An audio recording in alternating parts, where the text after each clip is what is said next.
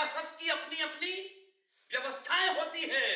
पहले द्रौपदियों की इज्जत सभाओं में लुटती थी, आजकल इज्जत लुटने के बाद सभाएं होती अभी मुझसे राहुल भाई पूछ रहे थे, यार राठी भाई पत्नी इज्जत नहीं करती, क्या कारण है? मैंने कहा राहुल भाई ये तो नहीं मालूम कि क्या कारण है, मगर ये बात आपने मुझसे पूछकर जो मुझे इज्जत दी,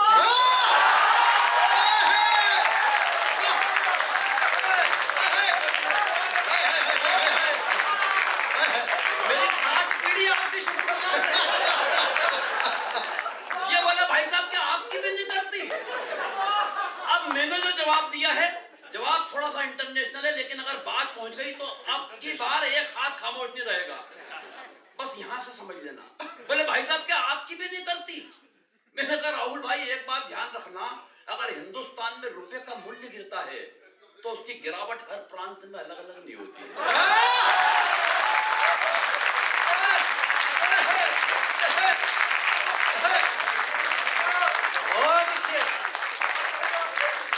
ये फिर पलट के बोले यार सच बताओ क्यों नहीं करती?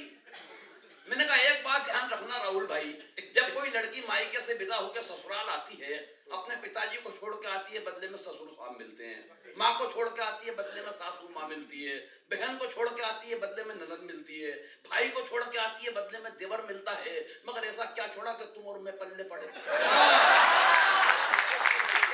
अरे ऐसा तो कुछ भी नहीं छोड़ा। मैंने कहा फिर एक बात समझ ले भाई, जो चीज भोगट में मिली है उसकी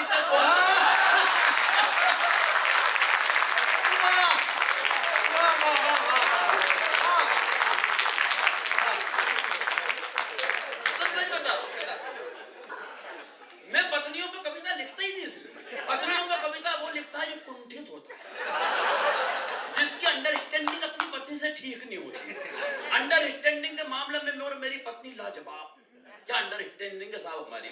27 साल हो गए शादी को, लेकिन 27 साल की शादी की जिंदगी में उसने कभी मुझसे गंवार, मूर्ख, बेवकूफ, नालायक, पाजी, गधा, जाहिल ऐसा किसी शब्द का इस्तेमाल नहीं किया।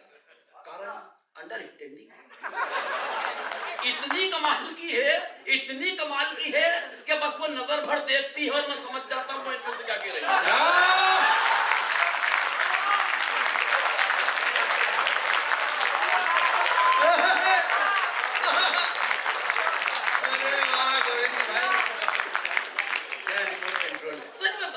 एक दिन मेरे सर आ गई, देखो टीवी, मैंने कहा क्या हो गया? बोले फिल्म आ रही है अमिताभ बच्चन की शराबी, पूरी फिल्म में भट्टे ने एक बूंद शराब की नहीं पी, लेकिन जो एक्टिंग की है वो कितनी कमाल की है। मैंने कहा मूर्ख औरत, उससे बड़ा एक्टर में। बोली कैसे? मैंने कहा 27 बरस से रोजाना पीने के बाद जो नहीं पीने की एक्टिंग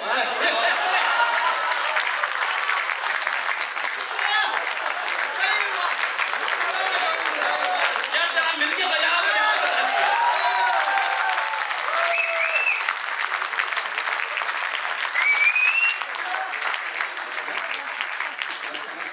भी वही वाले बैठे हैं। सच बता, मुझे तो भगवान कसम 27 बरस पहले का वो दृश्य याद आता है। अभी और आगे तक जाएंगे।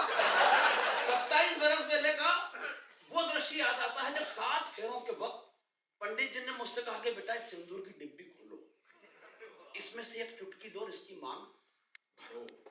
आज जब वो दृश्य कल्पना में आता है ना, तो ऐसा लगता है कि वो मांग नहीं थी, वो दरअसल नक्सलियों की एक सुरंग थी।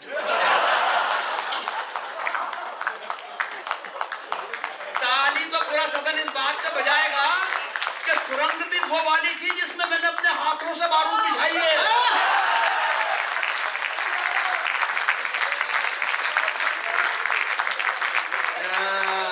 तालियां उठती हुई ये बता रही हैं कि सभी खतरों के खिलाड़ी हैं। और ऐसा नहीं कि मैंने उससे निजात पाने की कोशिश नहीं की, मैं बाकायदा अपने ससुर जी के पास पहुंचा, उनके दोनों पांव पकड़ लिए। मैंने क्या आइटम थमाया है, जिंदगी दुश्वार करके रख दी, परेशान करके रख दिया, ना जीने में न मरने में। मेरी सारी बातें सुनी, फिर मुझे हाथ पकड़ के कोने में ले गए और कोने में ले जाके उन्होंने जो एक पंक्ति बोली, उसको सुनने के बाद मैं अपना सारा दुख, दर्द, तकलीफ, कष्ट, वेदना, यातना सब भूल गया। मुझे कोने में ले जाके बोले बेटा मेरी सोच, मेरे पास तो इसकी भी माँ है।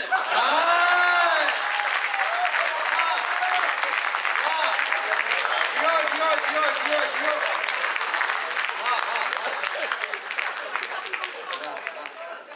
सर क्या बात करें, अब आप मेरे लायक हो गए। राहुल भाई ने बहुत अच्छा मेरा परिचय कराया और जिस रूप में कराया है कि मैं व्यंग्यकार हूँ। अभी राहुल जी का जिक्र यहाँ से कर रहे थे, बता रहे थे कि मेरे यहाँ से सबसे ज्यादा आज तो लौह पुरुष वल्लभ भाई पटेल जी की पुण्यतिथि भी है। राहुल जी के बारे में जब ये कह रहे थे तो मेरे को ये लग रहा था कि बेचारा कि उनकी कोई गलती नहीं है, उनकी जन्म तारीख का दोष है। उनका जन्म हुआ 19 जून 1970 को और उसी दिन फिल्म मेरा नाम जोकर रिलीज हुई। तालियां कम है आपकी। ये कुंडली के योग है, तारीख का महत्व होता है। 26 सितंबर के दिन पूर्व प्रधानमंत्री मनमोहन सिंह जी का जन्मदिन आता है और उसी दिन विश्व गूंगा बहरा दिवस मनाया जाता है। तालियां तो पूरा सदन शायद इस बात पर बजाएगा कि 17 सितंबर के दिन देश के यशस्वी प्रधानमंत्री नरेंद्र मोदी जी का जन्मदिन आता है और उसी दिन इस सृष्टि के निर्माता विश्वकर्मा की जयंती है। ये सब कुंडली का योग है, उनकी कोई गलती नहीं है। राहुल गांधी और मोदी जी एक नुक्कड़ सभा में टकराए। व्यंग शुरू कर रहा हूं, थोड़ा सा मुझे जागृत करना आपके मैं कहां हूं। नुक्कड़ सभा में टकराया राहुल भाई, तो राहुल गांधी जी से मोदी जी ने बड़े गर्व के साथ का, अभिमान के साथ का, तू क्या जानता है मेरे बारे में? 7 करोड़ फेसबुक फॉलोअर्स हैं मेरे। कितने? 7 करोड़। अगला बड़ा नर्म स्वर में सहज होकर बोला, तो क्या हुआ, लिखते तो सब मेरे बारे में ही है।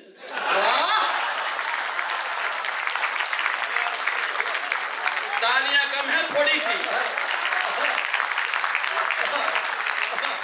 मैं फिर कह रहा हूं, मैं उस दिशा में ले जाना चाहता हूं, तुम सुनाना चाहता हूं। मैं आपको भी मेरे लायक कर रहा हूं।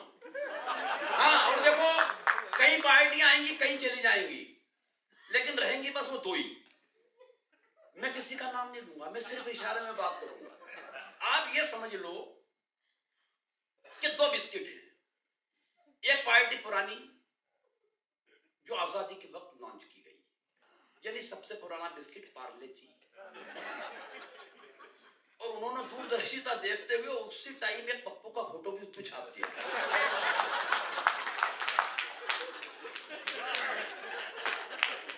कुकू लोग ये जब तक छापूंगा, जब तक एक बार मिलके नहीं बजाऊंगा, ये छपा ही रहेगा। दूसरी पार्टी बाद में लॉन्च हुई, लेकिन साइज में अचानक बड़ी हो गई। वो समझ लो आप बिस्किट है मेरी गोल्ड। अब व्यंग पहुंचाए तो फिर कह रहा हूं कि जागृत हो जाना। हमारी बदकिस्मती है साहब कि एक बिस्किट तो कप में जाता नहीं है और दूसरा चला जाए तो वापस लौट रहा है।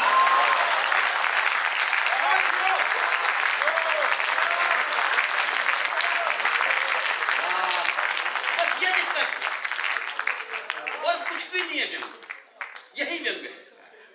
2 पंक्ति व्यंग की पढ़ रहा हूं, अगर 2 सुन के बता दी तो फिर 8 करूंगा, फिर 16 करूंगा।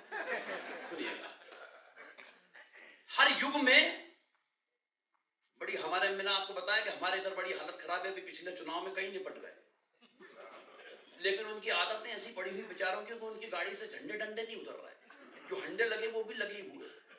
तो एक नेताजी हमारे यहाँ उज्जैन में, राहुल भाई पान की दुकान पे जैसी उनकी गाड़ी आकर रुकी तो उनके अगल बगल से 4, 5, 6, 7 चमचे और अगल बगल से बाहर आए। तो उनको देखकर मुझे लगा कि किसी पार्टी के कोई मंत्री है। जब मुझे ये समझ में नहीं आया कि कौन से मंत्री हैं, तो मैंने उनकी कार के आगे झांका तो उस पे जो नेम प्लेट लगी हुई थी उस पे लिखा हुआ था हाहू प्रजटू।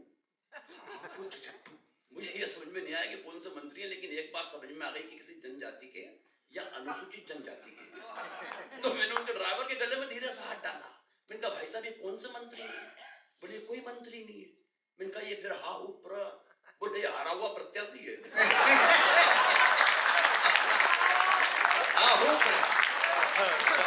तालियां कम है थोड़ी सी, और तालियां तो इधर के लोगों इस बात पर बजाना। मैंने कहा फिर ये जा क्या है? बोले इसकी जमानत भी जब्त हो गई थी।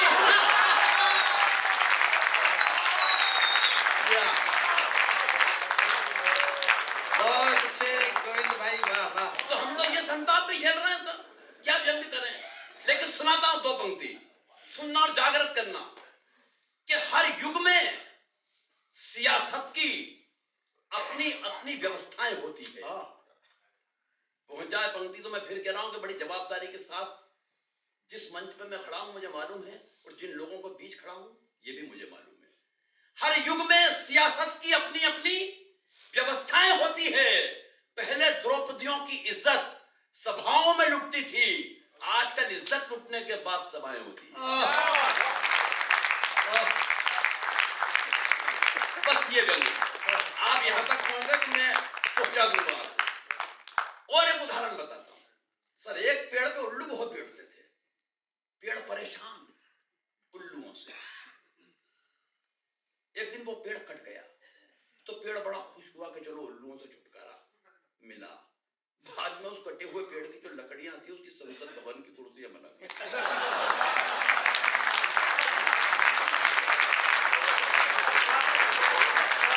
तालियां कम है।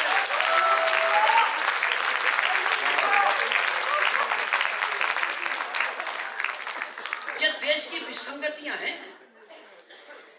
अब यह सुनिए कि एक दिन खुल गए शहर के भाग हमारे।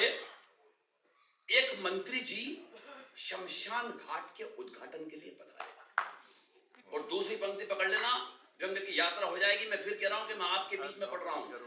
मैं ये भी जानता हूं कि हिंदुस्तान में जितने भी नेता मंत्री होते हैं, जैसा कि मैंने बताया कि उद्घाटन और फीते काट के चले जाते हैं, लेकिन अगर आपकी उपस्थिति अब तक है तो देखो, साहित्य समाज का दर्पण होता है, और इस दर्पण के सामने अगर कोई बैठकर कविताएं सुनने की हिम्मत रखता है तो उसका चरित्र कितना बेदाग होना चाहिए ये बताने की मुझे कोई जरूरत नहीं है।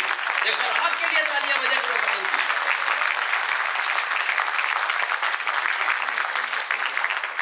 एक दिन खुल गए शहर के भाग हमारे। एक मंत्री जी शमशान घाट के उद्घाटन के लिए पधारे। उद्घाटन की पहली रस्म पूरी कराई गई। एक जलते हुए मुर्दे को बुझाकर मंत्री जी के हाथ से अग्नि जलाई गई। ये अच्छी पंक्ति है, इस पर ताली बजा लो नहीं, वरना मैं मुर्दे को झुलस दूंगा, मैं इतनी आग दे दूंगा मुझे। एक जलते हुए मुर्दे को बुझाकर मंत्री जी के हाथ से अग्नि जलाई गई। इस घटना से कम एक बात का तो पता चलता है कि आदमी का नसीब खराब हो तो वो मरने के बाद भी भुगतता है।